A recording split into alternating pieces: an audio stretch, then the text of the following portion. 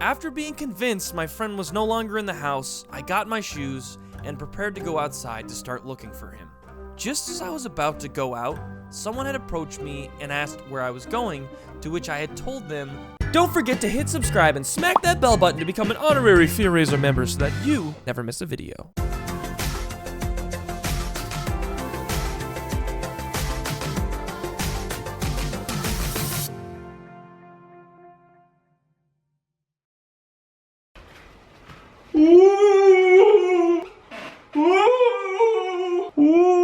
A floating pumpkin that I totally didn't unplug from the wall socket. Ooh. Do you feel that chill in the air? Perhaps you feel it running up your spine. Well, of course you do. It's that time of year again. Halloween. A time for spooks and scares, diabetes, not fitting into overpriced costumes, and scary stories.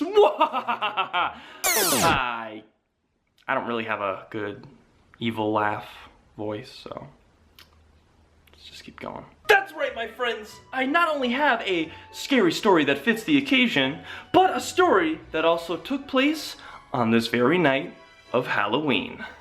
This is the story of the mysterious disappearance on Halloween night. I think we can all agree that around this time of year, things can sometimes go a little more beyond creepy as we approach Halloween.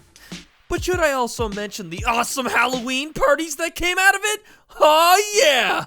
But anywho, a couple of years ago on Halloween night, I, being in university at the time, had been stressed beyond belief with exams and papers due non-stop. And for all the university or college students watching this video, I'm sure you can vouch for me when I say that sometimes school marks can be a lot scarier than Halloween. After a week of stress and finally being done all of my schoolwork for my midterm semester, a friend of mine had invited me to a Halloween party not too far from where I was living, to which I so graciously said I would go. So I got ready, my friend came over to pick me up, and we went to the Halloween store to grab a maximum spoop costume for this event. Now take a guess. What kind of costume did you think I had? Perhaps Sexy Rick from the Walking Dead series, or Mr. Sexy Cop, a classic favorite. Well, I hate to disappoint you, but I was none of those things. Nope, I was actually Scorpion from Mortal Kombat. Here's a picture. Yes, I look different. You don't need to remind me. I'm old now. Now, I'm not sure if you know this or not, but I actually briefly touched up on this story in one of my recent videos I uploaded called My Stupid Mistakes, where I talked about how I attended a Halloween party and I accidentally knocked over a bunch of glass all over the floor. If you want to watch the video itself, it's down in the description below. But there was definitely a lot of things that I left out from that story because, well, I wanted to save it. Because, well, what happened that night actually got quite serious. So after we got our costumes, we hung out for a little bit and essentially wasted time until we could, get close enough to go to the party. So imagine Scorpion and a gorilla just walking down the road, heading to a party. Huh, that almost sounds like the start to a joke. The point is, we looked ridiculous. Anyways, we got to the house where the party was being held, and we were set for a wild night. Anywho, anyone who's felt the pain of studying for weeks on end and tries to pass their midterms can already feel the excitement I had attending this event. And with much excitement and joy, I was ready to have a great night. Things, however, began to take a strange turn as the night went on. Now, take into consideration that not a whole lot really goes on where I live, so things are about to go from 0 to 100 real quick. After a few hours at the party, I, Scorpion, had done my thing. With my charisma at 100 and my mood at an all-time high, I was mingling around with people I hadn't seen in a rather long time to people I've never met before, and to say the least, we got a lot of good chats going on. Now, believe it or not, I was sober during this event. Why? Because I had work the next morning. That's right. At a Halloween store, I might add. We don't close after Halloween. We're still open for like a week because we gotta sell all the stock, half discount. Go to your local Halloween store, grab some costumes for next year, half off. Hey. But yeah, if you can recall, at this point, I had knocked over some glass. Oh, I'm gonna drop my phone! It's all good. Now, if you can recall earlier where I talked about the stupid mistake story, you know, attending this Halloween party, and I knocked over the glass on the floor, and it was really embarrassing. If you think that was the peak of the night, you've got another thing coming! So after getting caught up in a lot of random conversations, I had suddenly come to realize that my friend that had come with me to the party was suddenly missing.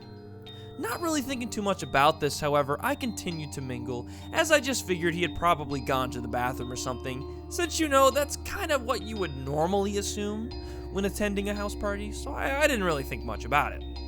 As I continued to talk around and speak to some other people, a girl had begun to chat with me, telling me about a rather unsettling thing that had been happening a few blocks away from this area, of some people apparently going missing after a late night stroll down the road. This had been the first time I had heard about this story, and well, as you would have guessed it, made me quite uncomfortable. But she continued to tell me more. She had said that there had been rumors of random crime and other related situations taking place since the fall had begun. And well, with this so-called abduction happening not too long ago, and also not being too far away, I had begun to worry a little bit. As you can imagine, being told all this stuff was, just a little bit of a buzzkill, you know? It's already bad enough when you go to a party sober, alright? It's already bad enough when you're playing that role that night, but you're still there because you care. And somebody comes along, you know, just walks over and tells you about local abductions in the area. Kinda kills your mood. Not too long after, it was at this point where I knocked the glass all over the floor, feeling like an idiot and having to clean it up. However, during my time of cleaning, I had realized that my friend had still not come back for some time now, to which was making me pretty worried. After cleaning up the mess, I began to go searching for him as I looked around the entire house, but I found no luck and couldn't find him. Afterwards, I began to go around talking to everyone, asking if they had seen where he was gone, but no one had any answers. I had even sent him texts, and he just wasn't answering me. Where could he have gone? The thing is, in this area that this took place, there was really nowhere to go. There was no place to walk.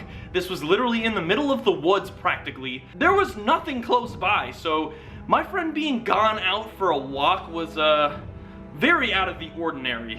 This is like one of those situations where you're either told a scary story or you watch a scary movie and then afterwards you just got a lot of fear running through your body, you know? You got like bad feeling in the pit of your stomach, you get some crippling anxiety in your chest, you know what I'm saying? Yeah, that was definitely me that night. After being convinced my friend was no longer in the house, I got my shoes and prepared to go outside to start looking for him. Just as I was about to go out, someone had approached me and asked where I was going, to which I had told them that I was looking for my friend. Interestingly enough, this individual had told me that he had seen him try a few different people's drinks earlier at the party, which could have led to him heading back home because he might not be feeling too well or something. See, this is where I began to feel really scared. My friend, who I was very close to at the time, would never just casually walk out of this house party and just ditch me, essentially. There's no way that would happen. Granted, we both sort of parted ways at the time, but like, him just kind of walking away from this party was just really not likely. But regardless, I went out anyways. Considering this house was literally out in the woods, you can imagine on a cold Halloween night searching for your missing friend after being told about those abductions can certainly lead to an uncomfortable position. After looking around the house and even calling out his name in the dead of night, I couldn't find him.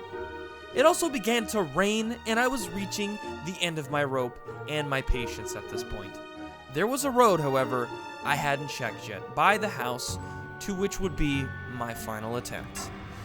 And as I approached the road and looked to the side of it, I had found my friend in a ditch. Oh yeah, things got real. As I looked at my friend, distilled with fear, as he looked almost lifeless, I ran over to see if he was okay, and lifeless he was. Because he was drunk and passed out. That's right. My friend had walked out of the house in a drunken stupor and found himself in a ditch. Outside the house, not too far away. And boy, was I relieved that he was not gone missing, okay? Well, you know, as relieved as a good friend can be after being worried out of their minds. Anyways, I called up a friend and we got my other friend from the party back home, and well, we parted ways. Because after this night, I can assure you, I was kind of done with everything. Afterwards, we were all safe and sound back home, and I was thankful that my friend hadn't been abducted in the middle of the night. And since then, that was the last Halloween party I've ever been to. But either way, guys, thank you so much for taking the time to watch this video. I hope you guys are having a great day. I hope you have a wonderful Halloween tonight. Be safe, check that candy. Be sure to leave a like and subscribe, of course. And I will see you guys in the next video. All right, guys, happy Halloween, and I will see you in November. Bye-bye! Come on, let's go trick-or-treating.